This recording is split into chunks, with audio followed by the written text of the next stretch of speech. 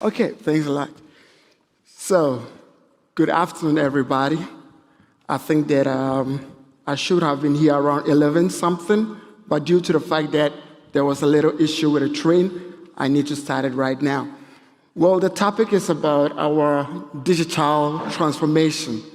I think that everybody is now looking into the aspect of moving from the manual process to the digital world.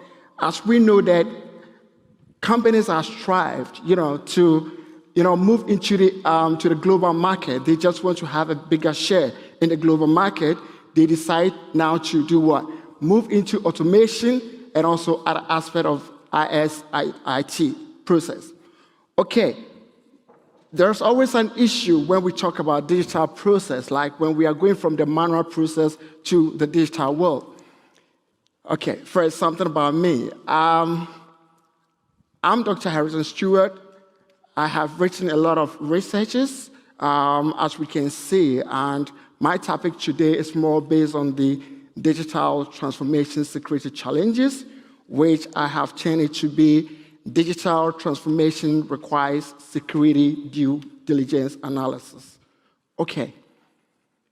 First of all, we know that we are all moving to the digital world. When I talk about digital, I'm talking about cloud computing, I'm talking about fintech, I'm talking about maybe your manual process now going into the digital world, all these kind of things, perfect. But there's an issue here. I know a lot of you are already certified with the ISO 27001, and maybe you have the code, you have everything that has been implemented or maybe developed in your organization, which is perfect. But there's a difference between security and compliance. When I'm compliant to ISO 27001, does not mean that I'm secure. So when I'm going into the digital world, I don't have to say I have ISO, ISMS implemented, so I'm secure.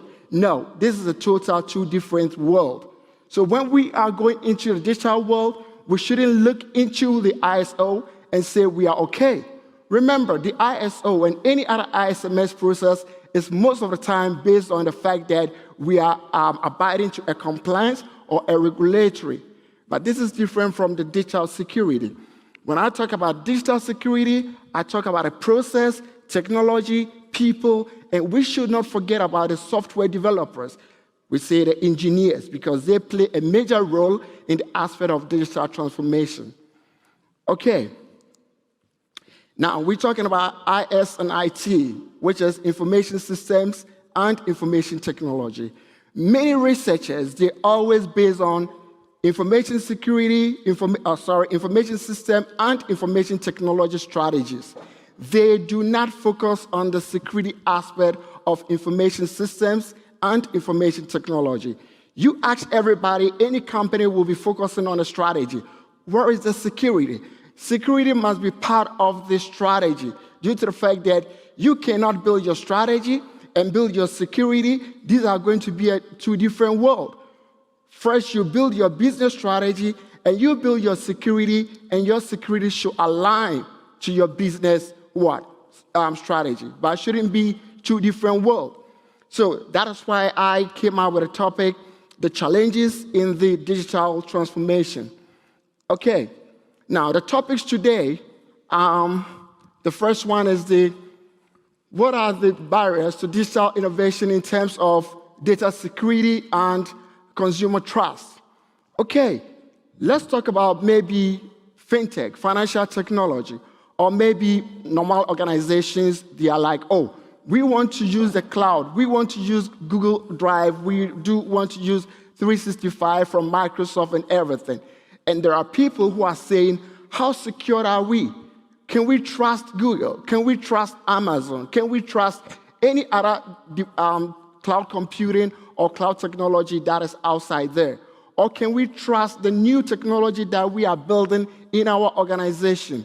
This is the first thing we need to ask ourselves.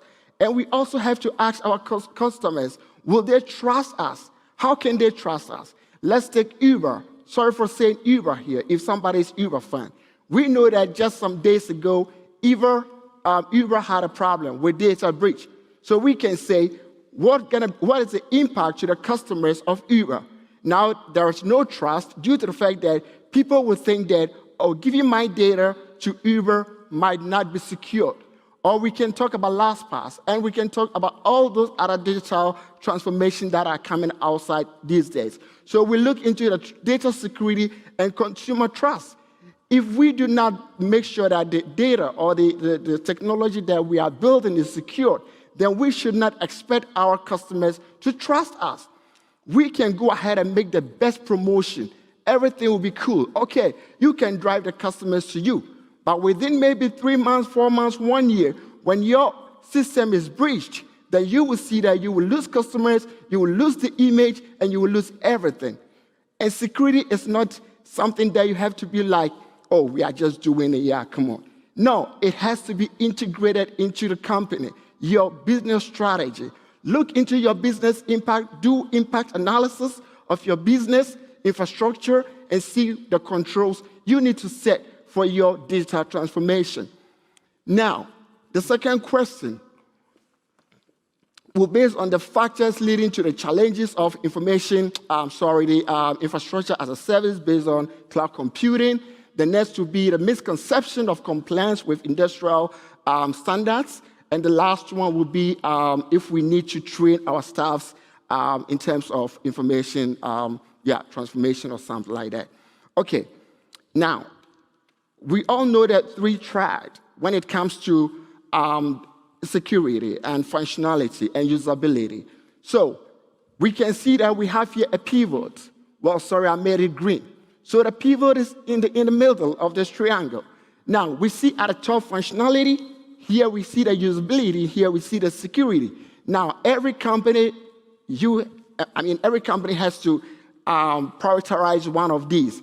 If I say I want to look more into usability, means that I want to serve my customers. I want them to be happy. I want them to have something robust. I want them to work very fast when they are using my application. Okay, when I do that, it means that I'm focusing more on usability and moving away from security and functionality.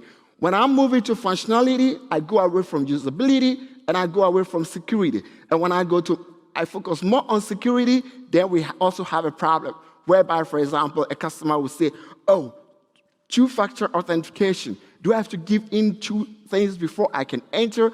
I don't have time for that. You, the company, you have to think about that.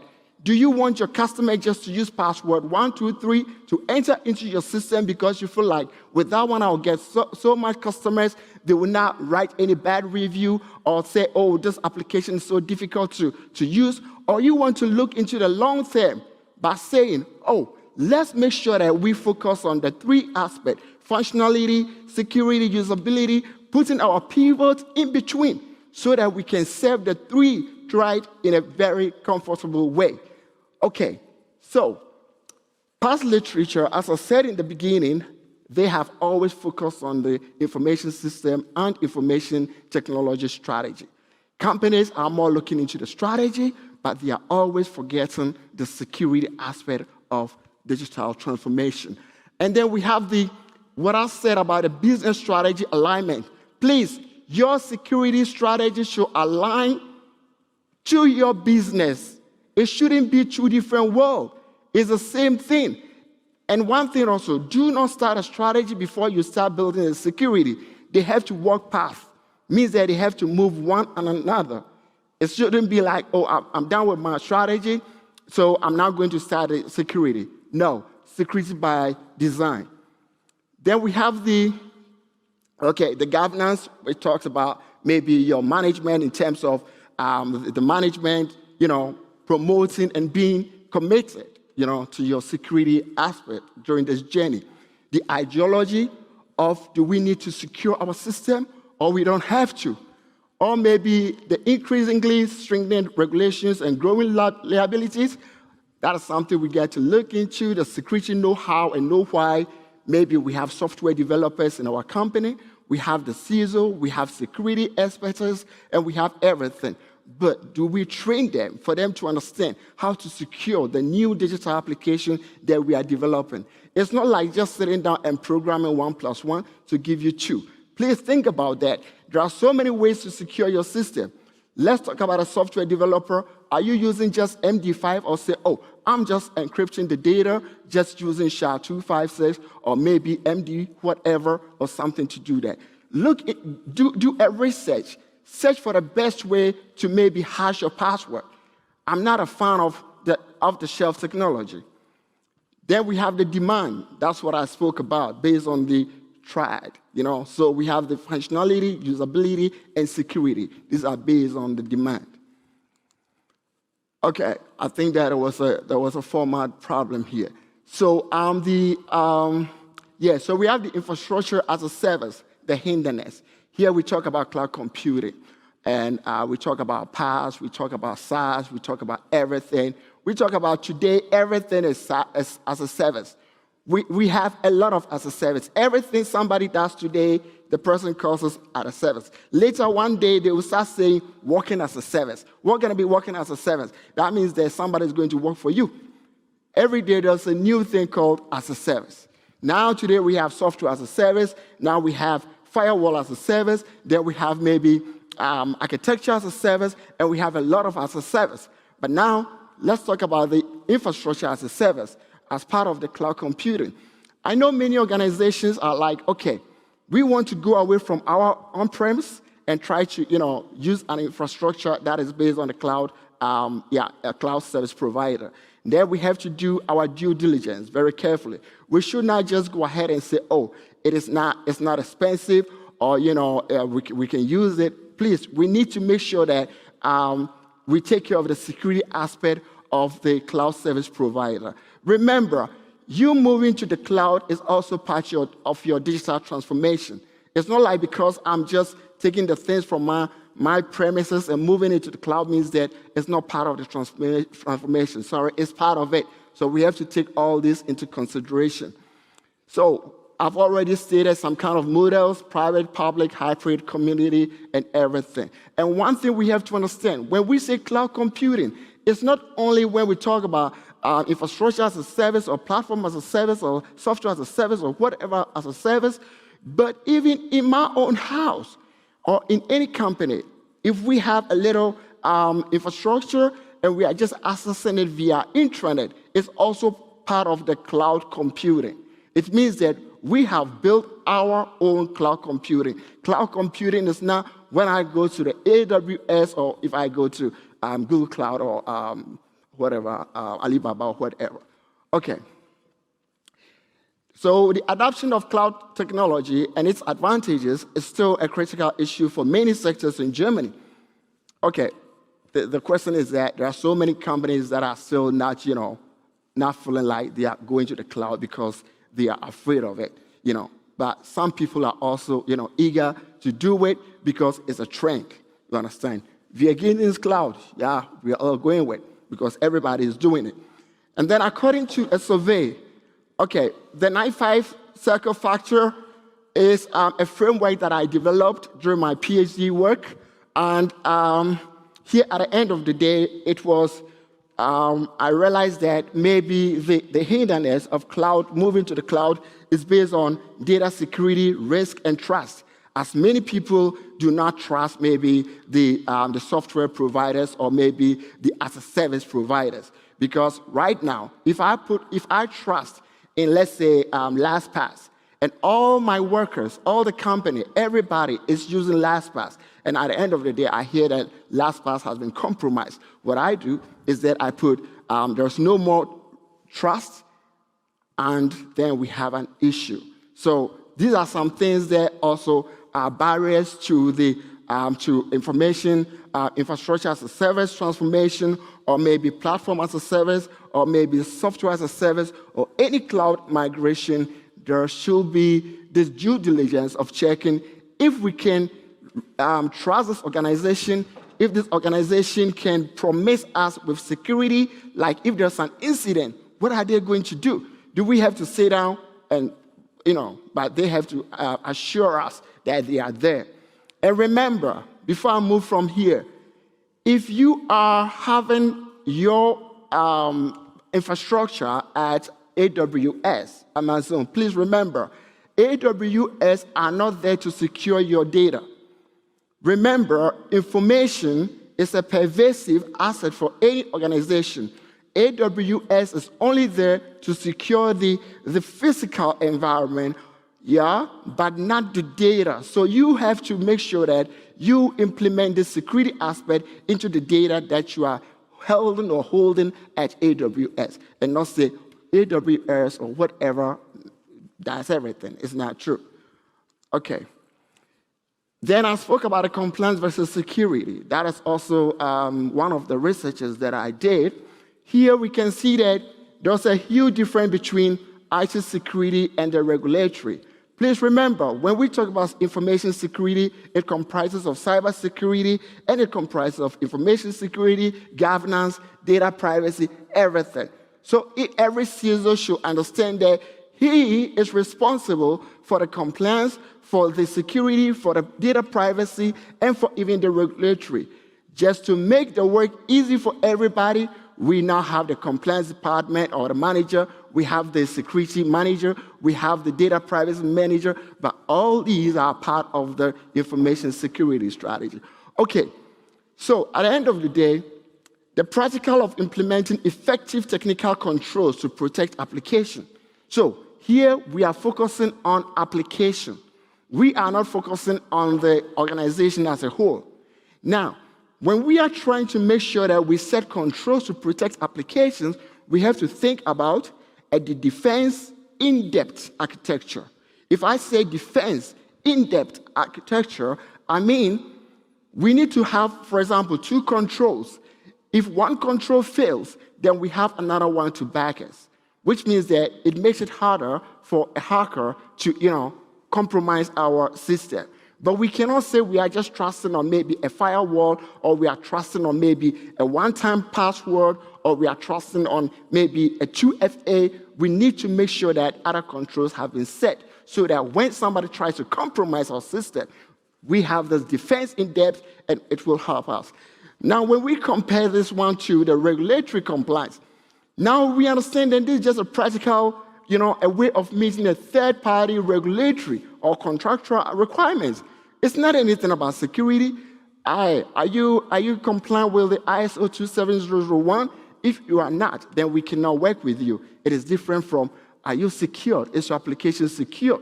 But the best is that if you are compliant with ISO and you also have a real strategical security in your application, it makes everything perfect. You know why? Because you plant a culture, security culture in your organization, and also you take care of your application security. Okay. Now, this is the ISO 27001. We understand that, okay, so we have the organizational, we have the scope, we have the leaders, we have the planning, we have the improvement, we have the performance, we have the operation, we have the support. Do we see anything like application security? No, I don't see it. So we can understand that implementing or developing or having ISO 27001 in my organization doesn't mean that my application is secure. It's absolutely a fallacy, and we have to understand that. Okay, then we move on to this one here. Now, this is something like application security. Here we look into the security by design. That is what I said in the beginning. Security is not just a product, it's a process. It has no end. It got to move on, which means that it has to move on with your business strategy, your application strategy. You look into your goal and then try to make sure that your security follows it. We look into the risk mitigation controls that we've set. For example, our incident response and all things, the management, attack and threat access analysis, use and misuse cases. These are all important when we're talking about digital transformation, security aspect. And then we look into the code review. Don't forget, every system is not a system unless there is a software in it. This is nothing when there's no software in it. So a hacker can only hack this if there's a software. And the software enables me to move on with what I'm doing here. So we got to review the code that we implement that is enabling this gadget to work. Then we look into, okay, at the end of the day, we got to do, all the time pen testing and all these kind of things to see to ensure that we're okay. Then we look into compliance. Wait a minute, when I say compliance, I'm not talking about the ISO. I'm talking about a policy that you have set. So, which policy? You have to set application security policy. How should your developers, your engineers, or even the third-party organizations program your system? Now, you have to say, do this, do this, do this, do this. So you set a policy, you set a procedure, and you set all these kind of things, guidelines, everything, how, should, must. All these kind of things must be part of your compliance policy that your security or your application developers must follow. Then at the end of the day, we have the security policy and guidelines. That's what I was talking about right now. So at the end of the day, it's part of our strategy. Okay. So when we look here, I have termed this as ASMF, which is Application Security Maturity Framework. Now we can see that this is absolutely different from the compliance that we saw in the beginning, where we were talking in terms of the IT processing. This is something different. Okay, so this is the building blocks. We have the software, we have the API, we have the web server, database, network configuration, and we have the application and all kind of stuff. So we look into that the security aspect of digital is different from IT processing based on either compliance or whatever. Here I made I did just a comparison between being compliant to any regulatory and also looking in terms of the security aspect of our digital transformation. Here we can see that we talk about documentation, risk, standards, process, policies, regulatory framework, you name it.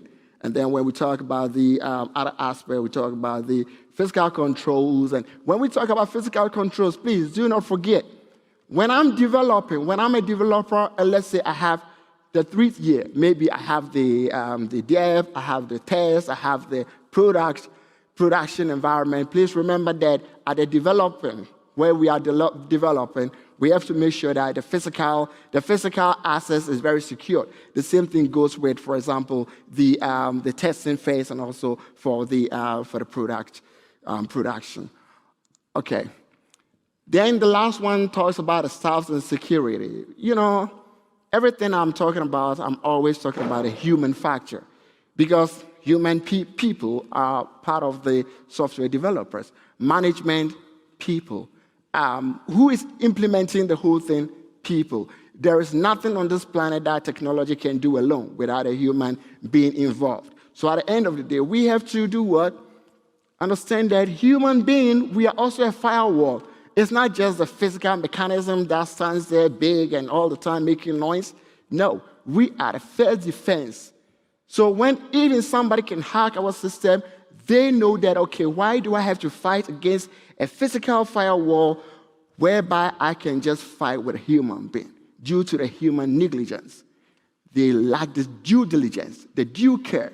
You understand? So what I'm a hacker, I will just go through the phishing email, social engineering, and all these kind of things just to find a way to get into the application or the organization. So anything you hear in the market, Uber, LastPass, a bank, anything, 95% are mostly based on the negligence of a human being, and sometimes also the negligence of the developers. Software developers.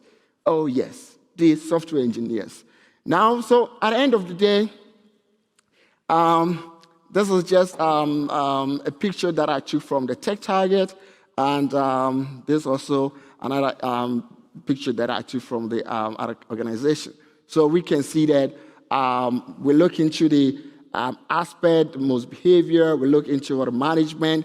You know, the management, you are also part of the security issue. You are always reluctant. Management is not ready to invest in security. Management must invest. Security is not a product. You cannot buy it and say, we are done.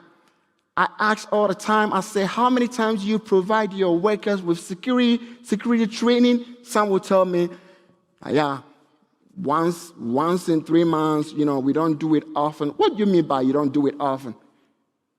You don't do it often? That is very poor. That is bad. Security must be given to the workers every day. Please train your workers due to the fact that They are the human firewall in the organization. Thank you. Now before I go, I have my key takeaways. Information security must be integrated into the overall management. That's what I said. It should be part of your alignment. We should understand what constitutes success in digital transformation. That is, for maybe 10 years, nobody has been able to hack our system. We should define your state of security, provide security programs efficiently, effectively, and consistently. There's a difference between it is effective, but it's not efficient. Effective, but not efficient. It doesn't make sense. It has to be effective, it has to be efficient, and it has to be what? A continuous process. And then staffs who are ignorant, please train your workers. Thank you. I'm done.